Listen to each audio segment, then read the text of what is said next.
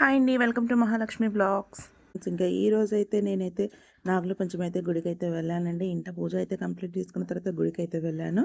ఇంకా గుడి దగ్గర కూడా పూజ అయితే కంప్లీట్ చేసుకుంటున్నాను. చూడండి, ఇంకా మా దగ్గర అయితే గుడిలోనైతే అన్ని దేవుళ్ళు అయితే ఉన్నారండి. అదే గుడిలోనైతే సాయిబాబా ఉన్నాడు, అమ్మవారు ఉంది, శివలింగం ఉంది, శివుడు కూడా ఉన్నాడు. దాంట్లోనే ఇలా అన్ని దేవుళ్ళు అయితే ఉన్నారండి. దాంట్లోనైతే దత్తాత్రేయ ఉన్నాడు, వినాయకుడు, అందరు దేవుళ్ళు అయితే ఉన్నారు దాంట్లోనైతే. ఇంకా నేనైతే గుడికి అయితే వెళ్ళి పూజ అయితే కంప్లీట్ అయితే చేసుకుంటున్నాను. నాగుల పంచమి ఈరోజు మీరు ఎవరెవరు గుడికి వెళ్ళారో కామెంట్ బాక్స్లో అయితే కామెంట్ చేయండి. ఇంకా నేనైతే పూజ అయితే కంప్లీట్ అయితే చేసుకున్నానండి.